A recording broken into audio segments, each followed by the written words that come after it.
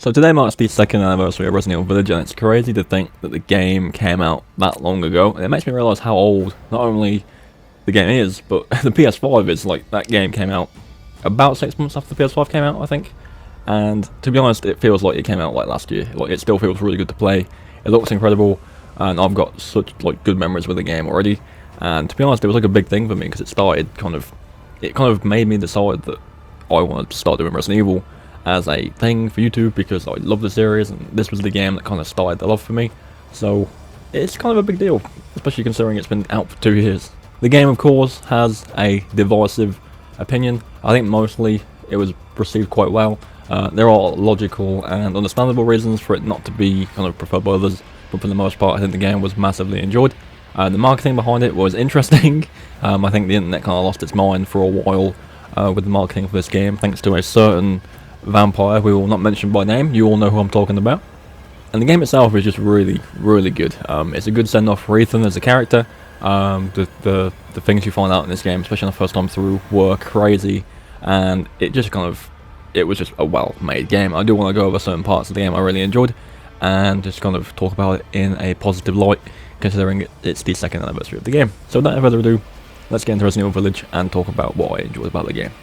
Okay, so the setting and the game as a whole is honestly very much inspired and influenced by the Resident Evil 4, original Resident Evil 4, and a lot of people are saying nowadays that because the 4 remake is out and it's done so well, not only was Village kind of inspired by the original game, but it kind of tested the waters for the remake, just to make sure that people still liked, you know, the attach care system, the merchant system, to make sure that kind of thing was still enjoyable to people, and it definitely is the case.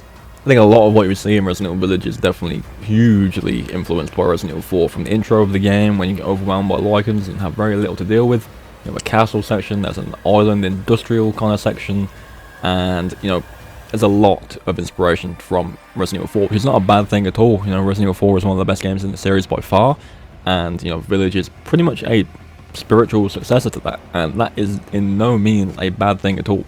But yeah, enemy-wise, location-wise, I think it was a really cool idea. Lycans and werewolves and stuff like that was definitely a big shift in direction, but it still did feel quite good. Obviously vampires are included as well. Well, technically vampires. You got your kind of zombie-type enemies as well, and as well as your kind of like body horror enemies in the island section with like the robotic kind of enemies at the end. And it all is very well done. Each area feels distinct. You got the castle section, which feels very, very Resident Evil-y in terms of the kind of visuals and the puzzles and stuff, and like how it kind of paces you out. The puzzles in Village aren't the best, but they're still there. They're still good to see, as easy as they may be. But yeah, the castle section feels very, very kind of at home in the game. It just feels really good. Obviously, then after that, you got Donna's section, which is the horror section of the game, and this is where the kind of Resident Evil 7 vibes come in, because that area the first time through is just ridiculous. Like, I did not see that coming. I don't think anyone saw that coming. The reaction videos you saw online on the first couple of days of launch were just so funny to see, because no one knew that was coming, and it's probably one of the biggest shocks in the series. Like, there's been some creepy moments, but I don't think anything kind of hit the level that did. Like, I think no one could have predicted that. And of course you've got Moreau, his section, and the island section of the game, as well as the finale. I know a lot of people do think the game drops off in the last half. I kind of agree, kind of disagree. I think the Moreau section is kind of not the best. It's fun, but it's not the best. And I really did enjoy the factory. I don't know why people don't like it. I personally really did. I just think Heisenberg was the better character out of all the 4 lords we have, but I just thought his area was good. And it did lean more into what's actually going on in the game. You got the big reveals there, bigger things happen in the area, and it just culminates in kind of really showing you what's actually going down in the game. But yeah, each area feels distinct. They all feel quite unique from each other, and it's got some pretty solid pacing. I like how the Village area as a whole was like the hub area to get from each territory for the lords. That was really good. The merchant, obviously the Duke in this game, very cool. I also really appreciate the reference to Resident Evil 4 with him, and it's pretty much the same thing, and I think that system is probably one of the better systems in a game in the Resident Evil series. I like the merchant idea. I like the idea of finding treasures throughout the world, selling them, upgrading your weapons that way. I do also like how it's done in the other games, such as Resident Evil 7, where you find weapon parts and you can equip them as you go. That's pretty cool too, but just being able to have the freedom of picking a weapon and going, okay, I want to upgrade my handgun, I want to upgrade my shotgun, and maybe my magnum at this point. And then later on in the game, you go, okay, I'll put more points into my pistol and more points into my shotgun this time because of what I need to do in this area and what I think would be better for the situation. So that's always a good system, and I hope the system does continue to be in the games from now on. The attach case system is also really good. I've always said I prefer the limited inventory system where you've got a certain amount of slots and you have to kind of put things in iron boxes and stuff like that. I do prefer that, but the attach case system is nowhere near a bad thing at all. It's really well done, it's really cool, and it really does really get into your micromanaging and making sure everything looks perfect, because if you have a messy attach case, it just doesn't sit right and it'll haunt you for your entire run. But I've always loved the attach case system, and again, in the more action-focused RE games, I hope it is a system that remains. You know, if the Resident Evil 5 remake does happen, I hope that instead of this small inventory we have between characters, that maybe each player gets an attach case. That would be pretty cool to see. And of course, outside of the main game, we got the Mercenaries mode, which is, again, a bit of a diverse opinion. I did enjoy it, but with the Mercenaries mode in this game, it clearly had a way you needed to do it to get the best points and get the best score. That is a shame, but it was still fun for what it is. It was a different take on the mode, which is nowhere near as bad a thing as everyone says, but again, there was clearly a way you needed to do it. But the upgrades you got and the rewards you got from that were pretty fun. Like the lightsaber weapon was incredibly fun to use throughout the main game. I've got runs of literally every weapon in this game where I've ran through the entire game using singular weapons, and that was one of them, and that was probably one of my favourite runs I've done.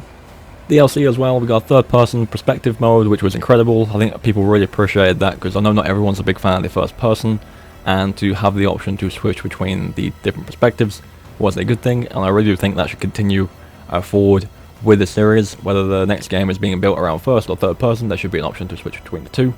We got the Rose DLC, which culminated some of the story we had, and that was really well done. We had the Mercenaries additional orders, which was the playable characters being added to the game, such as Heisenberg and Dimitrescu, which people loved, and that was really fun too. And of course, Resident Evil Reverse was part of the package as well, but we don't really talk about that because it didn't do very well. Not many people enjoy it. I did enjoy it for a while, but you know, in the end, it did get a bit stale, and it is a shame that they can never seem to really land a good multiplayer game lately. But I think overall the game was great. It was a good addition to the series. The couple gripes I have with it mainly revolve around the story and certain plot points where they just kind of felt unnecessary or not really fleshed out enough, or just could have been resolved in different ways. But other than that, the gameplay, the environments, the horror, the action, everything to do with the game itself was really well done. And if this is the standard we have for new Resident Evil games, I think we're pretty much in safe hands, you know? Whether the new game has new characters, new scenarios, or brings back some of the old cast and revisits some old places, I think in terms of a gameplay perspective, whether that's visually and actual gameplay wise, we are pretty much set for a great game every time, I would say.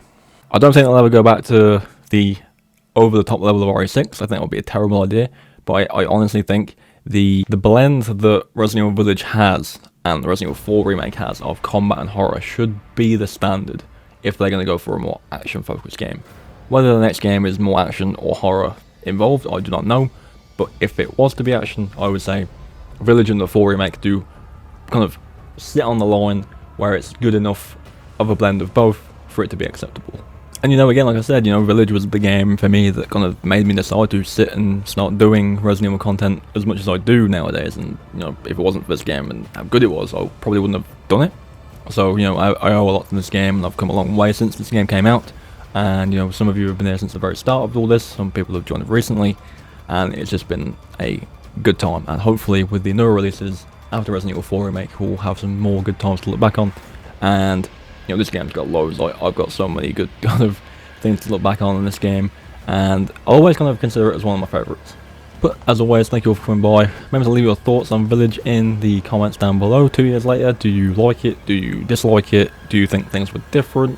Let me know whatever you think about the game down below. But as always, thank you all for coming by. Remember to leave a like on the video if you did enjoy, and subscribe for more Resident Evil content if you are new around here. And as always, I'll catch you all in the next one.